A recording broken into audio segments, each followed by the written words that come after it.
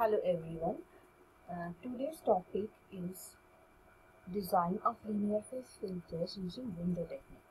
Now, as per your curriculum, we are having rectangular window, hanging and Blackman, so we will restrict our discussion for these three windows. Okay. Now, what actually does it mean?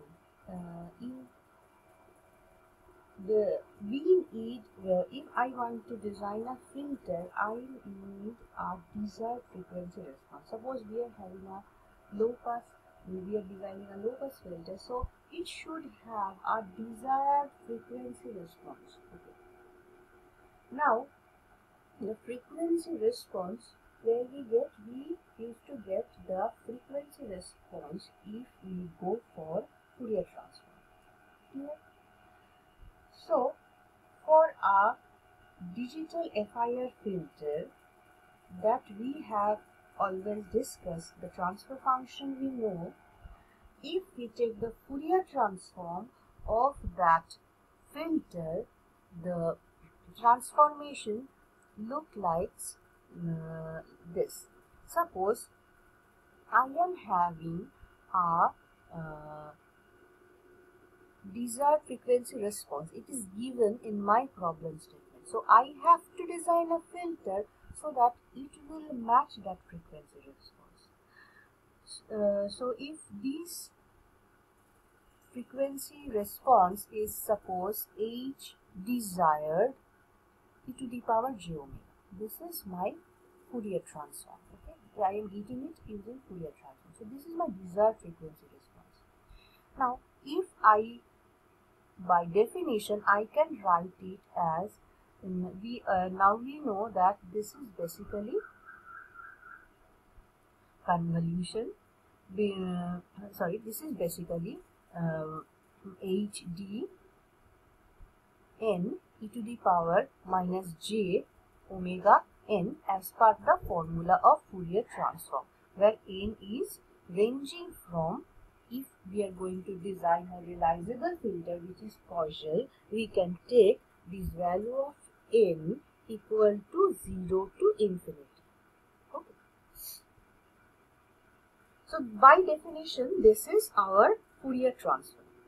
Now, if I want to get the HDN, that is, this is the Fourier transform, and if I want to get the impulse response in time domain, this HDN, how can we get? Obviously, we need to apply inverse Fourier, inverse DTFT, IDTFT, inverse discrete time Fourier transform. And as per IDTFT formula, we know that the value of HDN can be expressed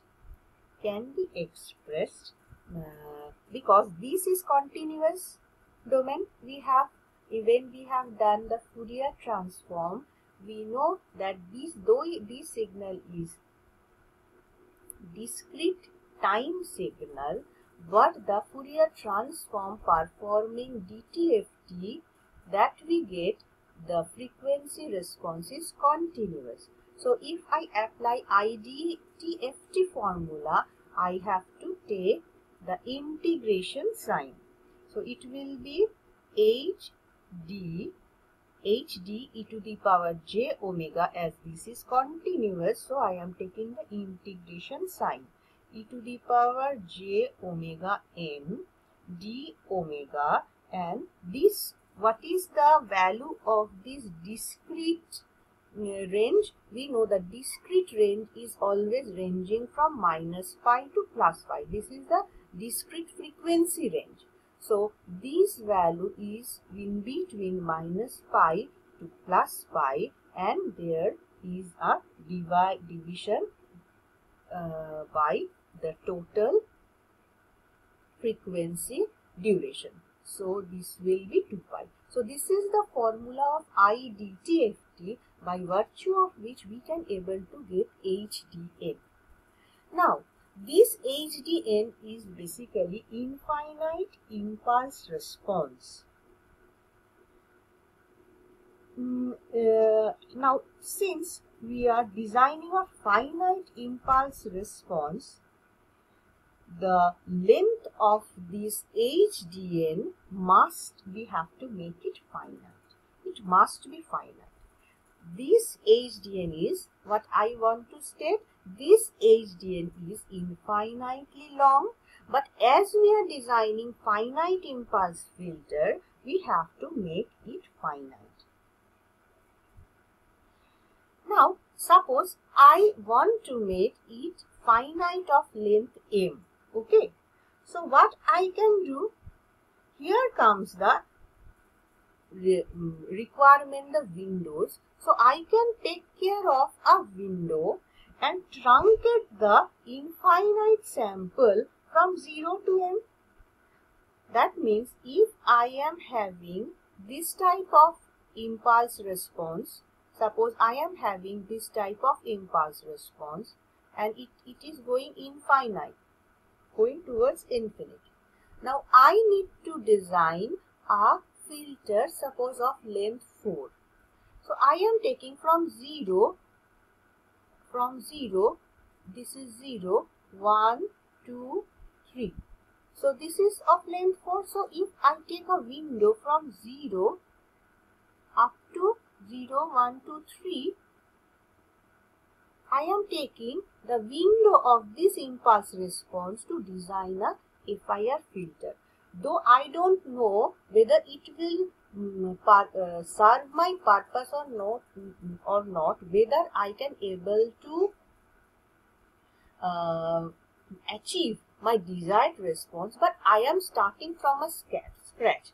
If doesn't happens, we have to shift the window or we have to change the window. Probably initially I have taken a rectangular window. I can go, if I want to, it may happen it is having certain disadvantages, and it may happen I am heading towards Hamming window. More probably I am getting a better result than rectangular window, or if the errors are within a limit, I can able to achieve the HD e⁻j⍵ desired response. In this way I can also take this. So these are the methods where I can use the window from to get the infinite response to make it a finite one. Let's discuss how we can apply a rectangular window. The transfer function or definition of a rectangular window will be like this. Suppose I am having a rectangular window. This will, I want to design a filter which is of length m. So my rectangular window is having a length of 1 up to m-1. So this is a length of a rectangular window. It will be 0 otherwise. That means you are just peeping, there is a infinite response of HDN, but from that you are taking a portion depending upon the definition of your window. Okay. Now what you are going to do now? Now you are going to multiply each and every HDN with this window function WRN. Okay. So, and you are going to get a new impulse response which is finite, that is, it is finite response. So you are getting a finite response HN by multiplying HDN with the window function.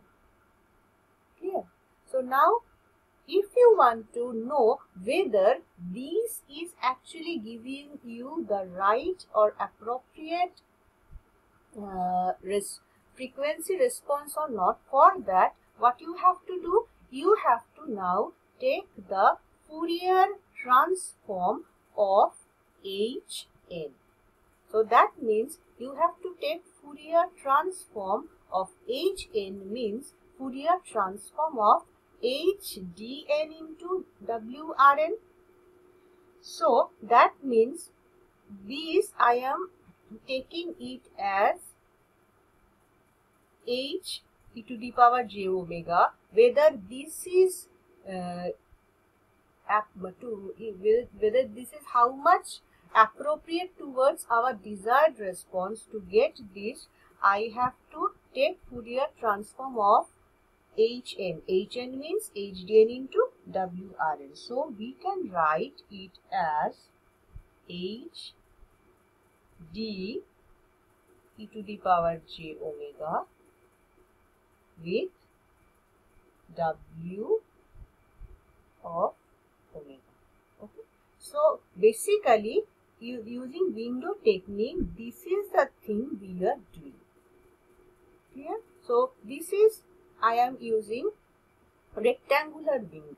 But in case of rectangular window, we have some certain disadvantages also.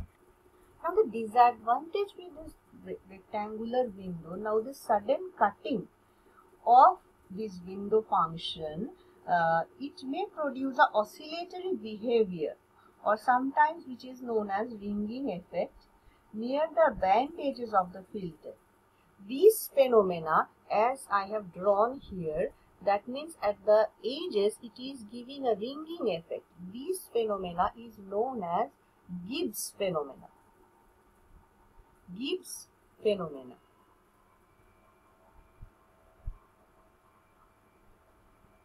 Okay. These side lobes are generated because of the abrupt discontinuity. Especially in case of rectangular window, there is an abrupt discontinuity. So these side lobes are generated. In case of rectangular window, the side lobes are larger in size because the discontinuity is abrupt. Therefore, ringing effect is maximum in case of rectangular window. Understood? So this is the disadvantage of rectangular window. So we will go for to another windows, Hamming and Blackman. So these are expression of window for Blackman as well as Hamming window. You understood that these are a bell-shaped type of window expression, so that we can lessen the Gibbs phenomena or ringing effect, because it has been tried to make the discontinuity not abrupt, so that it comes down, the window comes down in a certain fashion. The Blackman and Hamming is having their type are similar, but there are also different mathematicians who have developed this type of windows. As per our curriculum, as Blackman and Hamming are there, so you have to mug up the formula so that you can use if the numericals comes in your examination. Thank you.